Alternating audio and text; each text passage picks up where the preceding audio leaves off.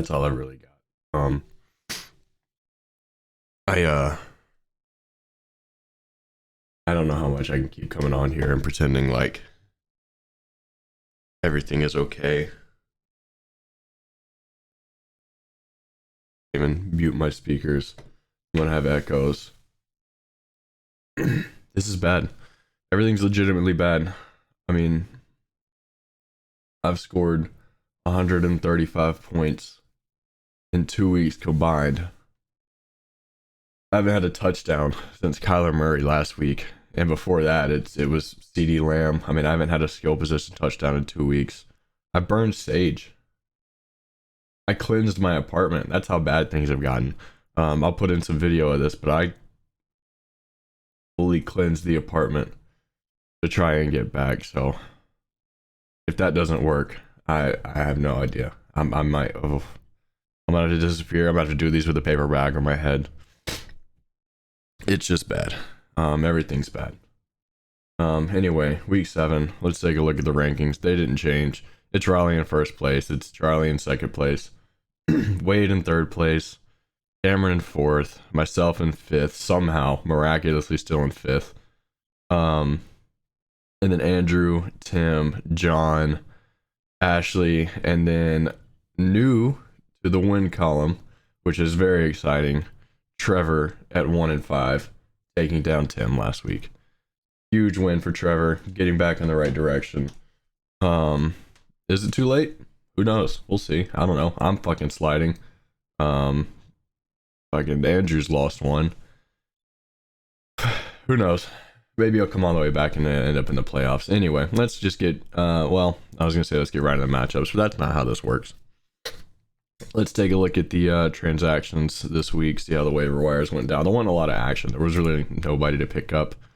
Oh yeah, I forgot Charlie added OBJ and then dropped OBJ and then re-added OBJ. So we'll see how that goes. Raleigh picked up Evan Ingram. I picked up Dalton Schultz. Fuck it, why not? We'll see what happens with him. I also picked up Naeem Hines and then dropped him for Dalton Schultz. I also added Brandon Cooks, and we did have a trade this week with myself and Cameron.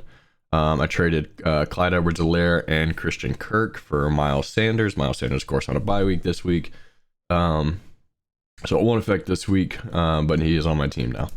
And then, yeah, so I added Brandon Cooks to make up for the Christian Kirk spot. Tim, as always, point chasing, added Juju, and then re-added Khalil Herbert. Trevor picked up Dak Prescott, finally coming back, which he did desperately need a quarterback, so that makes sense. Couple tight end moves, couple kicker moves, and then Charlie added Kenyon Drake. Off the big week he had last week, and oh yeah, Tim went back through and added Tua, who looks like he's coming back this week, so good for him. Let's get into the games. Starting with our number one. Alright, my cat was trying to drink my coffee. Started with our number one on the leaderboards. Raleigh is an underdog. For the first time this season, Raleigh is an underdog to the man who just got his first win in the 2022 season. And a lot of that has to do with, I think he's got some bye weeks. No, I mean, he has Cooper Kupp on a bye week, but and Goddard, but that's really it. But I mean, to counteract the Cooper Kupp, he gets DeAndre Hopkins back, of course, because why would he ever struggle with anything ever? So going straight down the list, Trevor does have Aaron Rodgers still slotted in, and he is playing the Commanders with a bad defense. So we'll see if he stays in the starting lineup or if he opts to put in Dak Prescott, also playing a horrible defense in the Lions. Personally, I think Aaron Rodgers is kind of showing you what he is, but if there was ever a get right week for Aaron Rodgers, this is it. So we'll see if Dak Prescott ends up in the lineup. Obviously, Lamar Jackson against Cleveland. AFC North matchup. That should be a good game. Lamar Jackson is spotting a little Q by his name. Limited at practice. Did not seem concerned. He probably just had diarrhea again. So Trevor gets Josh Jacobs back this week against Houston, and Houston has just been abysmal against opposing rushing backs. They have been awful. So I expect Josh Jacobs to have a pretty big week, assuming that game stays anywhere close to competitive. Which, if anybody's going to keep it, the Raiders, very much like the Chargers, will just make a game out of anyone. Breece Hall has just lit the world on fire the last couple weeks. He does get a very tough matchup in Denver. Who, despite Denver being horrible, had a pretty good defense. But his last week, he scored a 3 touchdown in each of those weeks. Of course, he had the 197-yard game against Miami a couple weeks ago. But even last week, 116 on the ground, added another reception for 5 yards. Really, really good week last week. If we look at Raleigh's running backs, Zeke versus Detroit, the Cowboys, I understand it's Dak's first week back, and I understand he may be rusty. I understand there's going to be some things that need to go right for them. But if you're gonna get right opponent, it might as well be the Lions. I get the Lions have been frisky. They've won a couple games they shouldn't have won. I get all of that. The Lions defense is just horrible, horrendous. I mean, they made Bailey Zappi look like peak Tom Brady. So I do think any Cowboy this week should light the world up.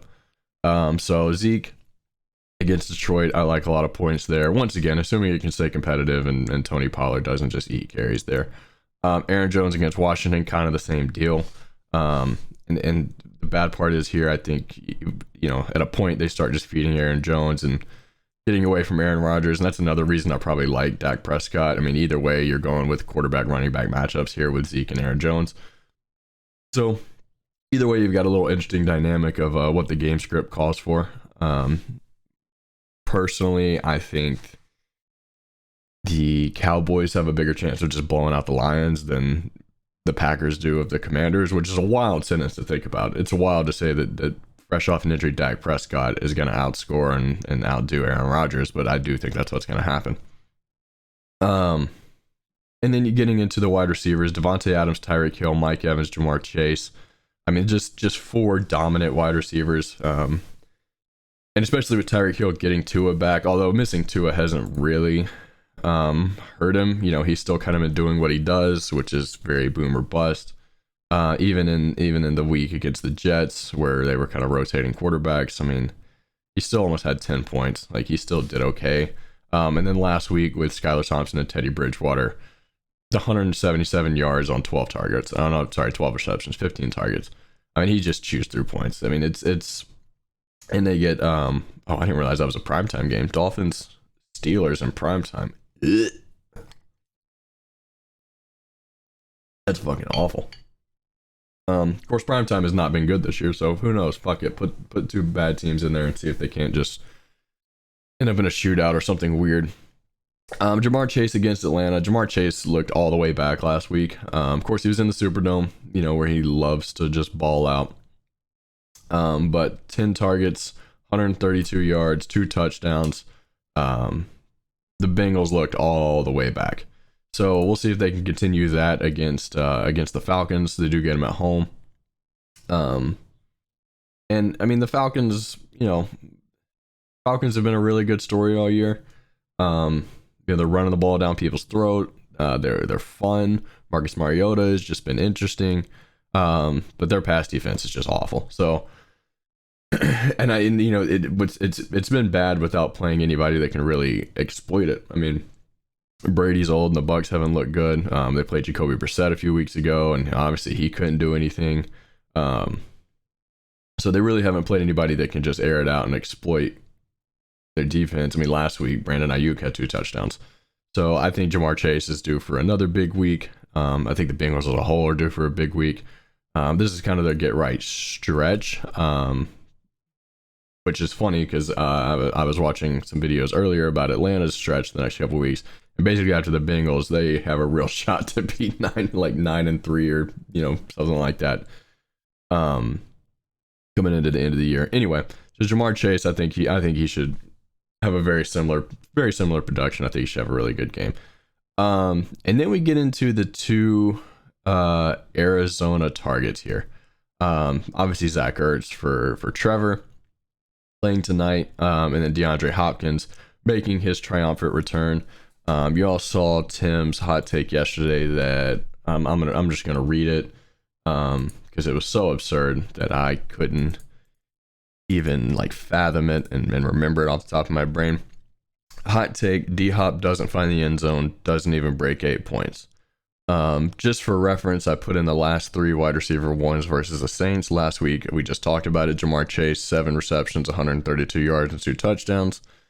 2 weeks ago, DK Metcalf had 5 receptions for 63 yards and a touchdown. If you want to count Tyler Lockett as wide receiver one in that game, which he's not, but I'll throw him in there. 5 receptions, 104 yards, and 2 touchdowns. Justin Jefferson, 10 receptions, 147 yards, and he had a rushing touchdown in the London game. So really hot take there. And DeAndre Hopkins is fresh, he's rested. And it's not like he's coming into a brand new offense. Like he's played there for years. He knows the offense. I don't think there's going to be an adjustment period. I think he comes out balling. Zach Ertz on the other side.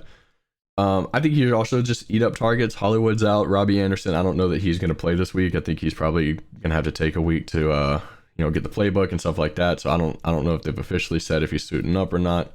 I would expect him not to. And even actually he's on Trevor's team, so I can just check right here. So Wednesday Anderson's role will be a minor role if he plays. So yeah, even if he suits up, he's probably not going to be on the field much, and that's to be expected with a midseason trade like that. Kenneth Walker, yeah, he's awesome. Last 2 weeks as the full-time starter, 88 yards and a touchdown, 97 yards and a touchdown. Yeah, Kenneth Walker's real good. He's what we thought he was. If you look, here's the problem with predicting this. If I don't pick Raleigh, I'm going to feel like an idiot. If I do pick Raleigh and he loses, I'm going to feel like an idiot. Like, either way, I'm going to feel like an idiot. Because you'd be stupid not to pick 6-0 versus 1-5, right? But you'd also be stupid not to pick the guy that's projected 14 points ahead. Now, I'm going to do this purely just to save my own ass because Riley is more active in the Discord. So sorry, Trevor.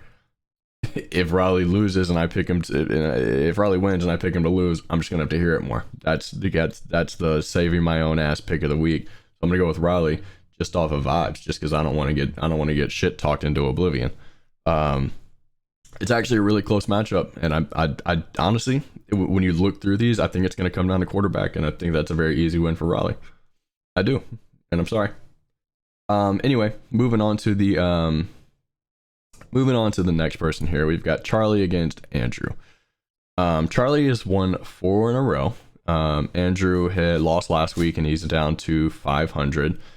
And he's got Jalen Hurts' bye week, and he doesn't quite have anybody left there's nobody on his bench, and the 2 hot quarterback pickups, which I would assume he probably put in waiver claims for, but they went to Trevor and Tim, who would have been ahead of him on the waivers. But now he's got waiver priority too.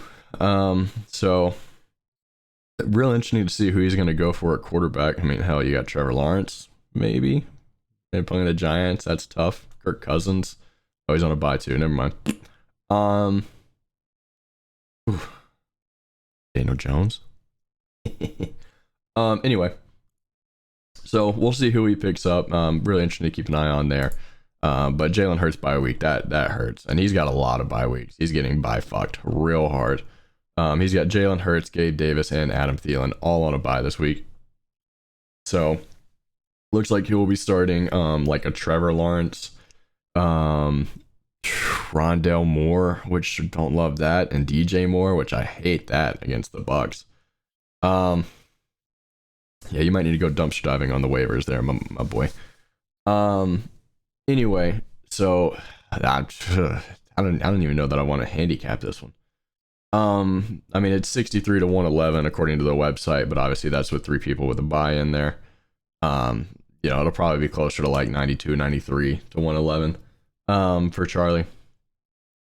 But even not looking at all that, if we look at the players that are active, Joe Mixon versus Derrick Henry, we're taking Derrick Henry. J.K. Dobbins versus Nick Chubb, we're taking Nick Chubb. Tyler Boyd versus Amari Cooper. I'm taking Amari Cooper. I do like Tyler Boyd. I like Tyler Boyd a lot. I think he's very underrated. Taking Amari Cooper. He's the number one over there. Gabe Davis is obviously on a bye, so we're probably looking at Rondell Moore in that slot. And I do not like Rondell Moore this week. I think D-Hop is just going to eat targets. And the few targets that D-Hop doesn't get, probably going to Zach Ertz. I mean, it's going to be all that last matchup. Yummy. I'm in Ross St. Brown against Dallas. I actually don't love that matchup either. However, this will be his first kind of full week of practice where he can come back. We saw him on the field during the that New England blowout, but that was just kind of a disaster for everyone. But Dallas is really good. Their defense is really, really good. So we'll see how much he can actually get done there, or whether Charlie opts to take him out. I don't think he can. Start your studs. But we'll something to keep an eye on there. Now here's the matchup that could make all of this work for Andrew. Travis Kelce. I mean, the dude is just unstoppable. Last week, 108 yards. The week before that, he had 25 yards for 4 touchdowns. Just absurd stat line. Teetering on the zero rushing yards for a touchdown from Clyde a couple weeks ago. 25 yards, 4 touchdowns. I mean, it's just ridiculous. So if he can have a big week like that, if the San Francisco pass rush can get to him, force a lot of checkdowns, force a lot of dumps across the middle, maybe Travis Kelce can kind of keep Andrew afloat here. But even Robert Tonyan on the other side had a really good week last week. He had 10 receptions for 90 yards. As it looks like the only guy that Aaron Rodgers really trusts anywhere.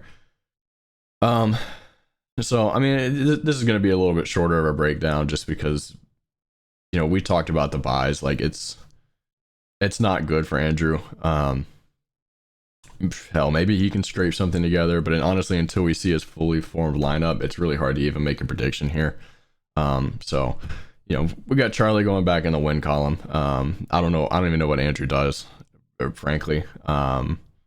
He's just going to have to piece something together, and I don't, as somebody who's had to piece something together before, I don't like piece together teams. So we're going to go with Charlie here on this one. I think it'd be rather easy for him, actually. So now jumping over to, I believe should be Cameron, if I'm not mistaken. No, it's Wade in third place. Sorry, Wade. We have, it's me.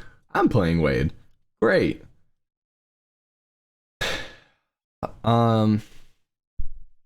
Website has this 104 to 96. Yeah.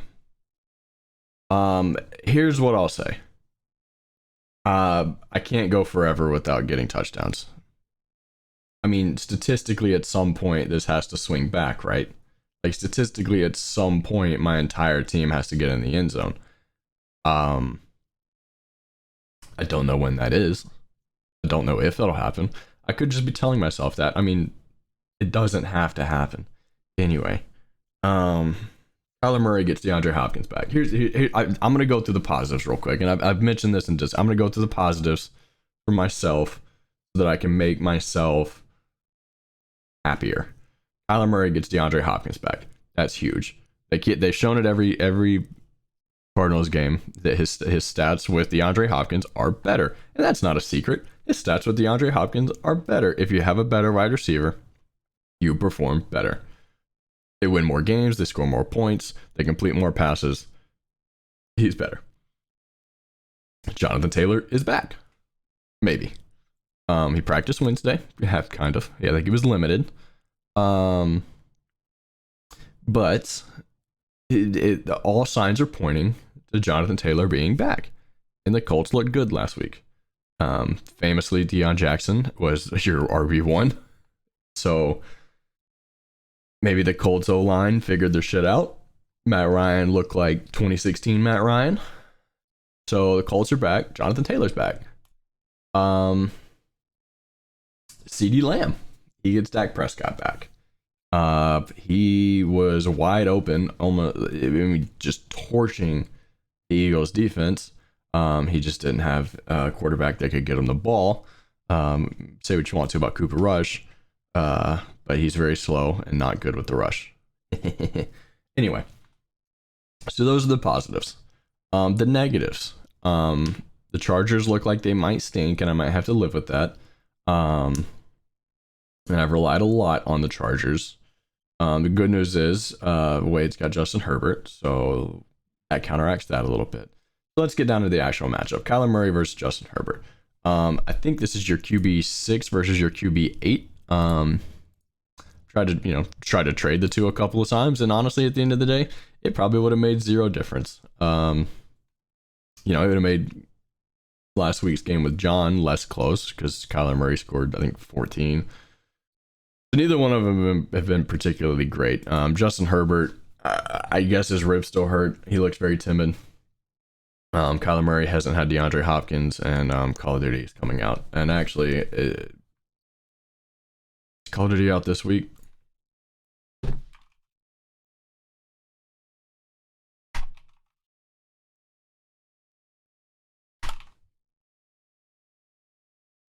Fuck, it came out today. So that's tough. And that's just the early release. Which is that multiplayer? Is that just campaign? Digitally pre-orders will got access to the game's campaign. Oh, it's campaign. Who gives a fuck about the campaign? Actually, the campaign's probably gonna be really good. But Kyler Murray doesn't give a fuck about the campaign, so we're good. At least 1 week before he dives into it, and it's perfect because he gets to play tonight. He gets the long weekend. Gets the baby bye.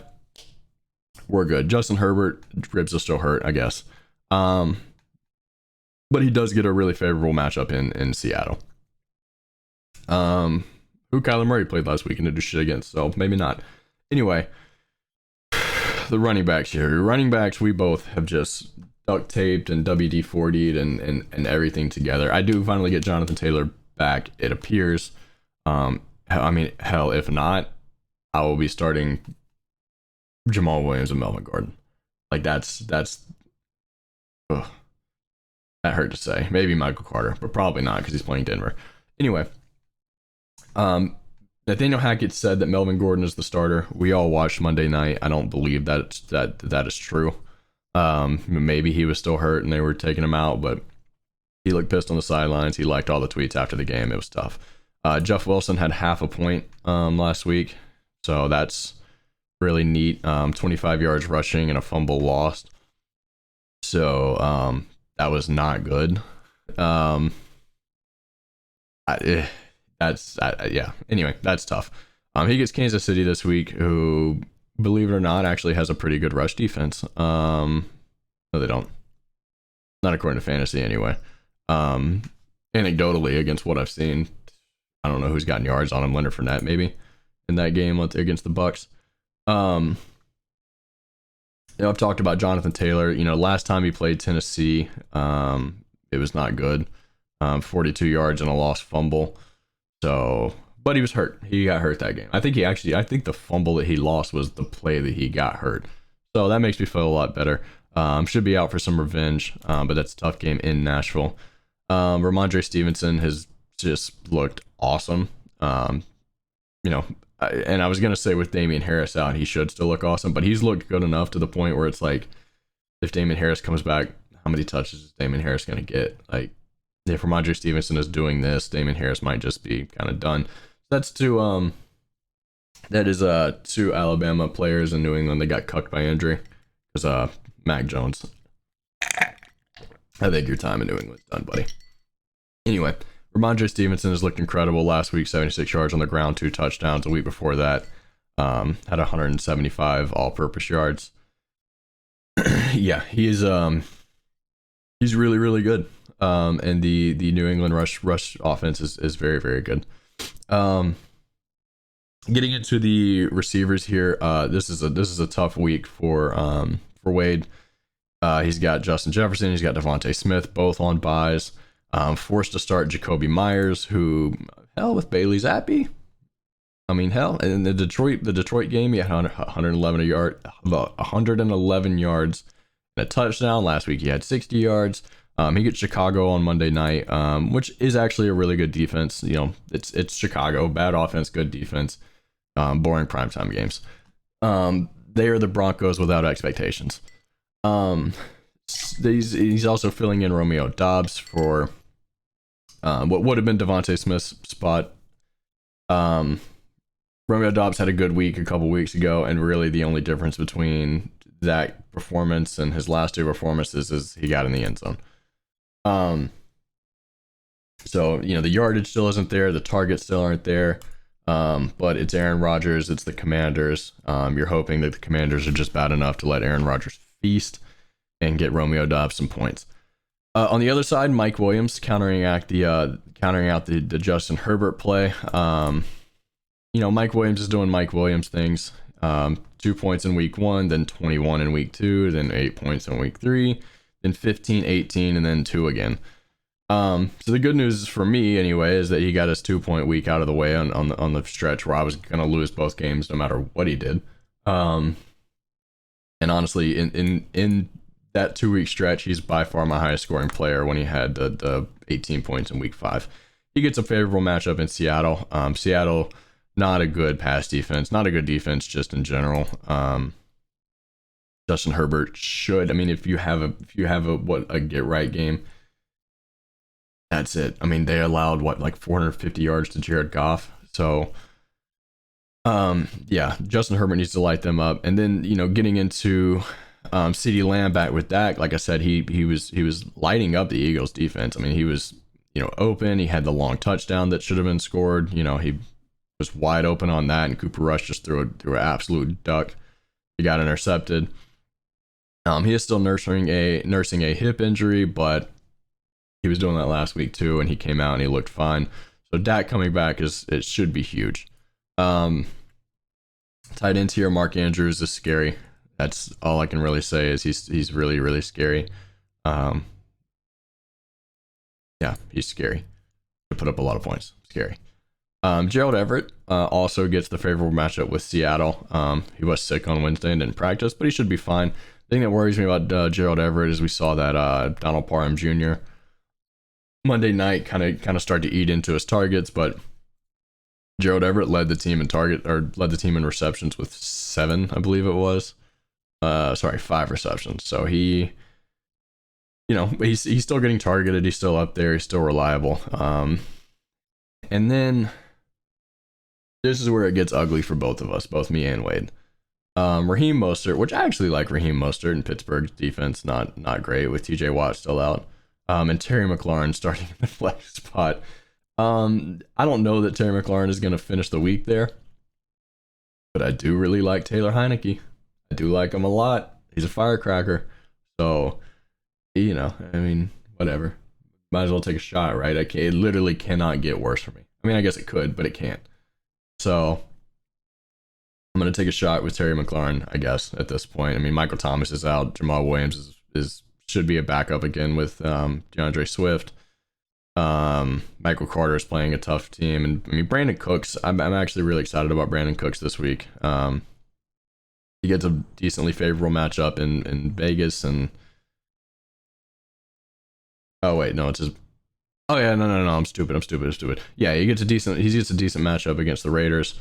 And he gets a lot of targets because he's the only person there that's worth a shit. So. But right now we have Terry McLaurin there, and that's just a Taylor Heineke fun play.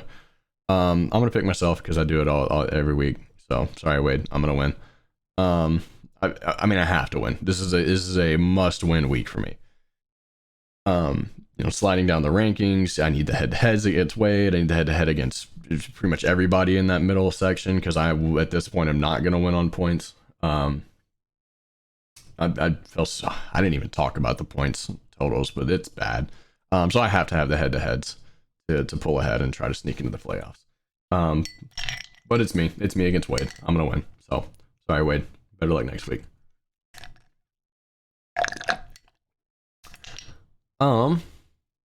Next we have Andrew and Charlie. No, I already did that one. God damn. Sorry, it's early. Next I have Cameron. Cameron is playing Tim, actually. So Tim, fresh off of handing Trevor his first win of the season. So that's embarrassing for you, Tim. And Cameron, fresh off of just shitting on everyone still. So we have a change at quarterback for Tim with Josh Allen on the bye week. Tua in the lineup against the Steelers, which I actually like a lot. The matchup, not the Steelers. So he's been out for 2 weeks. He's got the concussion, he had the ankle. But he looks like he is fine. He looks like he's back after dying on the field on Thursday Night Football. So we'll see how that affects him. I kind of expect him to be a little timid, but the Steelers pass rush is nothing without TJ Watt. So he should have time in the pocket. He should be able to sit back and just hit Jalen Waddle and Tyreek Hill in stride. Patrick Mahomes, I'm tempted to say he has a tough matchup against San Francisco, which on paper he does, but it's Patrick Mahomes. So is anything actually a tough matchup? Even last week against the Bills, he had 338 yards and 2 touchdowns. He did have 2 interceptions, but he had 338 yards and 2 touchdowns, and then added 20 more on the ground. In fact, he's had 20 rushing yards in each of his last 4 games. That's something to keep an eye on. San Francisco, though, is kind of a differently built defense. I think they do have the ability to kind of keep him in the pocket, kind of limit some of those big rushing plays, and maybe make him sit in the pocket and try to pick him apart, which he can do. So, pick your poison there. But also San Francisco, I'm off the Falcons game, right? And I'm gonna pull up the spread here. Off the Falcons game, I'm gonna assume that a lot of people are looking at them to lose. Let me pull up the spread here. Chiefs, 49ers. Google doesn't have the spread. What are we doing? Don't worry, I got it right here. I want to pick I think I want to pick the 49ers to win this game outright. The game is in San Francisco. Everybody's, it's a classic spot of, it's a classic right off of a letdown spot in Atlanta. Yeah, the spread's only Chiefs 2.5. I'm gonna go San Francisco straight up. I think San Francisco wins this game. Which I get would be the Chiefs losing 2 in a row. That's the thing that not a good thing to bet on. But San Francisco, I think, wins this game outright. Anyway, back to the points. I still think Patrick Mahomes is going to have a good week. He'll probably have a touchdown or 2. I'm sure Travis Kelce will have 3 somehow, even though Patrick Mahomes only has 2 touchdowns. But San Francisco to win that game outright. Austin Eckler scored a touch. He did not score a touchdown for the first 3 weeks. And in the last 3 weeks, he has scored 6 touchdowns. So he had 3 in week 4, he had 2 in week 5, and he had 1 last week. So yeah, Austin Eckler, for how bad the Chargers have looked, like how not good Justin Herbert has looked, Austin Eckler has kind of sucked all of his power away. And he gets a very, very favorable matchup in Seattle. We've talked about the Chargers against Seattle. If there's a get right spot, it's here.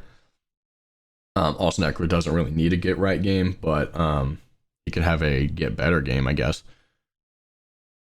So if I'm Cameron, that scares me.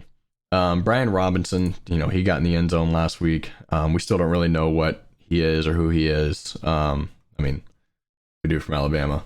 Yeah, I loved him at Alabama, but we still don't know what he is in the NFL, and we really don't know what the Commanders are. Green Bay, I think a lot of people touted them as this tough defense. They let the Patriots move the ball on them with a 3rd-string rookie quarterback who they knew every time he was going to run the ball. So I don't think it's this tough, hard-nosed defense that everybody else wants to claim them to be. So I'm not going to say a favorable matchup, but I'm not going to say it's a tough one either. But with Taylor Heineke in, funny enough, I think they sling the ball all over the yard. Anyway, Kamara against the Cardinals. Yeah, he should eat up the Cardinals. I don't think Jameis is playing again. I think we do get more Andy Dalton, but that's kind of been better for him because Andy Dalton tends to check it down a lot more. The last 2 weeks since he's returned from the injury, 194 yards from scrimmage, and then last week he had 124 yards from scrimmage. So he looks good. He looks back, fully recovered, and Andy Dalton is being utilized in the passing game like he should be, and like what gives him his actual value.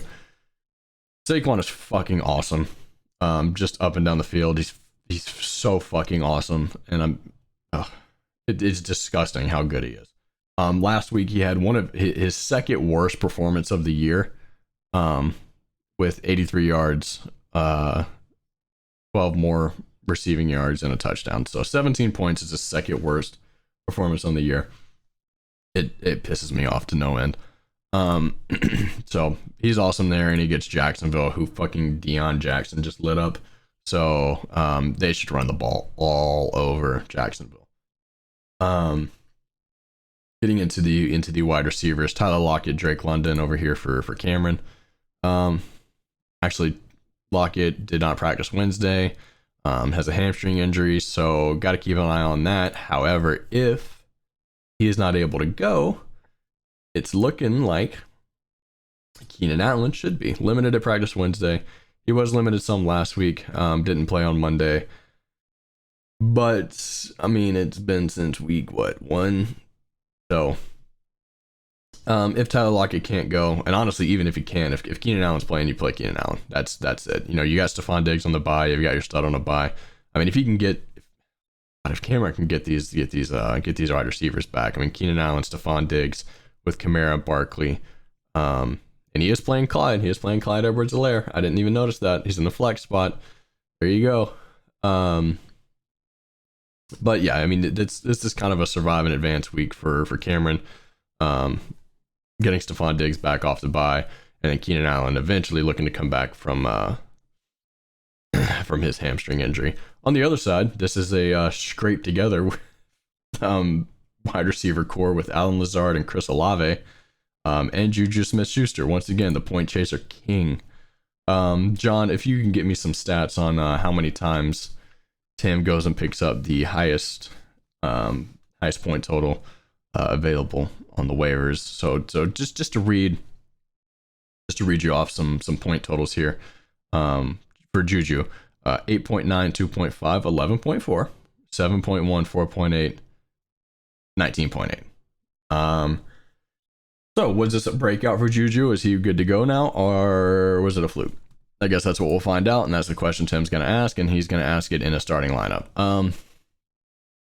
With Allen Lazard and Chris Olave, Chris Olave actually gets a decent matchup with the Cardinals on Thursday night. The problem is it's on Thursday night, and the problem is your quarterback is still Andy Dalton. So I don't know how much I love that. And then Allen Lazard against the Commanders.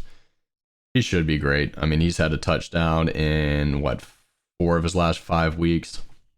Had a decent chunk of yardage most of those weeks, so he's been reliable, and the Commanders are really bad. So he should be able to keep up with them, and I think that game kind of gets a little shootouty maybe, with how bad the Commanders defense is, but Taylor Heineke's just fun. So look for that to kind of go into a shootout. And then I touched on it a little bit, but Cameron's got Clyde Edwards-Helaire already in the starting lineup in the flex. And this is part of the reason I tried to get rid of him. I don't like his schedule coming up. He gets Jacksonville in week 10, but this week he's got San Francisco. Then he go into a bye, and then a decently tough matchup in Tennessee, and then Jacksonville and the Chargers. So week 10, 11, he's got some favorable matchups, but I need to win now. I don't like the matchup against San Francisco. He's just. I think my problem with Clyde Edwards-Helaire is if I was just watching the point totals, like if he was a shitty team and they played at 1 p.m. and I never had to watch them, or like maybe see some highlights on Red Zone, I think I would like him more. Problem is I have to watch him run the ball in primetime all the time, and he looks scared. Like, he does look explosive. Every time Jerick McKinnon, every time Isaiah Pacheco touch the ball, they look better. And if I'm Andy Reid, I'm like, why are you not just handing them the ball more? Like, why is Clyde starting the game? And he's going to keep starting the games, and then eventually they're just going to switch to Jerick McKinnon and Isaiah Pacheco. So maybe I'm wrong. He does have multiple 20-point performances this week. He has multiple weeks with touchdowns, so maybe I'm wrong. But I don't love the trajectory that he was going, so I got rid of him. Gonna gonna go with Cameron again this week. Cameron's gonna. I mean, I don't know how you can come back from losing to 0-5 Trevor. Like that's just tough. Now 1-5 Trevor. My bad. I don't know how you come back from that. Not this quickly anyway. So I think Cameron's gonna take it this week, and that brings us to our last matchup, which is gonna be a John versus Ashley. And depending on how Trevor, I mean, if Trevor ends up pulling it off against Riley, this will end up determining who is in last place. Going into the back half of the season. Now the website has this projected 102-91 in favor of Jahan. Ashley on a 4-game losing streak, John on a 5-game losing streak. So, I mean, we've got an immovable force. What is that? Unstoppable force versus an immovable object. Sorry, it's early in the morning.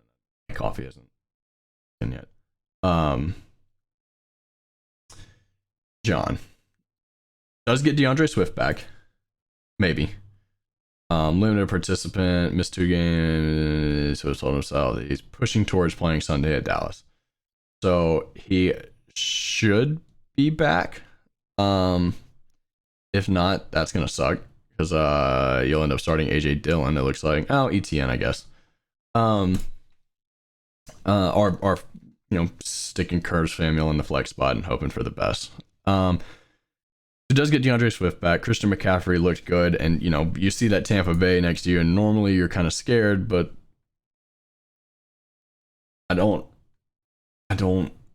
not scared of Tampa Bay like I used to be. I mean, I just talked about Clyde Edwards-Helaire and how he doesn't look, like he can run the ball, and he put up 20 points against them. So I'm not scared of Tampa Bay. I am scared of the Panthers being really bad playing Tampa Bay, but I'm not scared of their defense. So and then Dameon Pierce. It's actually a really, really good 3-headed running back room here. I know John's talked about it a lot, but Dameon Pierce, great pickup. DeAndre Swift should be back, and if he's back, he's a just immediate RB1, immediate just adrenaline shot into the lineup.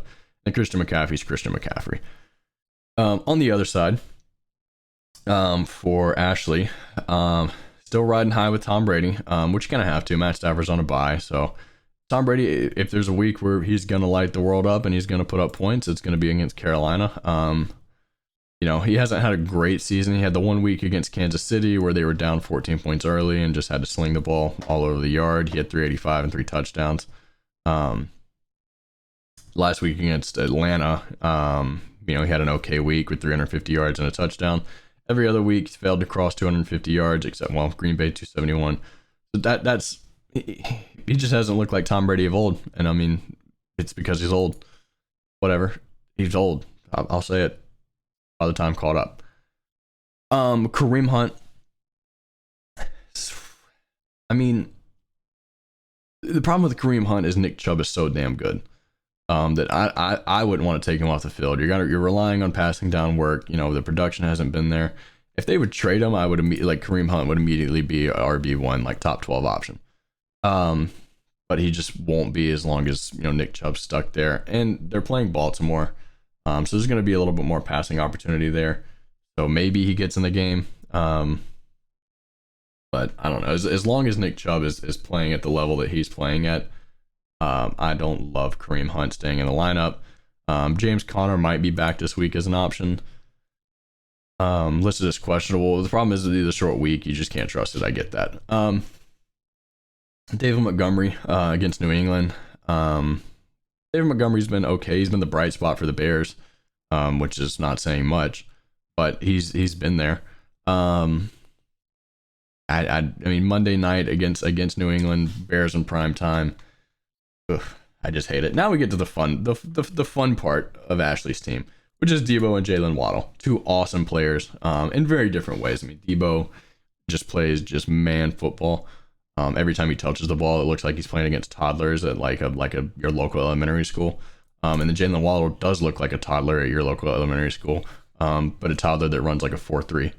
So limited to practice. But the big thing with Jalen Waddle is he struggled without Tua. I mean, last week he had 129 yards, had a decent week. The 2 weeks prior to that without Tua, 23 yards, 39 yards. The 3 weeks with Tua, 102, 171, and 69 and a touchdown. Obviously, there's a lot more trust with Tua there, having played together in college. So that should be huge. Tua back. Jalen Waddle should get fed targets. Ashley has not replaced her tight end. So we'll see Sunday at like 11:45 who's going to play tight end for her. David Njoku has just been on an absolute tear the past couple weeks. As far as tight ends are concerned, tight ends have been bad this year. If you didn't have a top 3 tight end, I mean, they've all been just abysmal. I didn't even touch on John's wide receivers, but it's Courtland Sutton and Michael Pittman. I didn't even look at what Michael Pittman's stat line was last week. 134 yards against the Jaguars. I mean, Matt Ryan looked good. Courtland Sutton obviously let us all down on Monday night. What are you doing? Anyway, Courtland Sutton let us all down on Monday night. 14 yards. Russell Wilson's just... I'm sorry, John. I'm sorry that you have to watch Russell Wilson just to see Courtland Sutton. Like, that sucks so bad. And then I touched on Dameon Pierce. He looks awesome. The Vegas defense is questionable at best, so he should be able to put up some yards there. And then Brandon Ayuk coming off the 2 touchdown game, but back up against Kansas City. I did say San Francisco outright, and I think Ayuk has a big part in that. So 49ers outright. Anyway, I mean, handicapping this matchup is really tough. I mean, Jalen Waddle, I think, is going to put up anywhere from 20 to 26 points. I think Brandon Ayuk has potential to get back in the end zone. If this is going to be my first conditional pick. If DeAndre Swift does not have an injury designation going into Sunday, and obviously if Ashley remembers to put a tight end in her lineup, I'm going with John. If DeAndre Swift comes into Sunday with an injury designation, or is out just in general, Ashley wins the game. So that's my first ever conditional pick. I don't know how I'm going to put that in the spreadsheet. I guess I'll just update it on Sunday when it happens. But yeah, that's the recap. The preview. Week 7. So just to go over the picked winners here, we have Riley taking down Trevor. We have Charlie taking down Andrew. We have Cameron taking down Tim. We have myself taking down Wade. And then conditionally, based on DeAndre Swift, we have John taking down Ashley. If no DeAndre Swift, we have Ashley taking down John. This has been your Week 7 preview. Good luck, everybody, and let's have a week.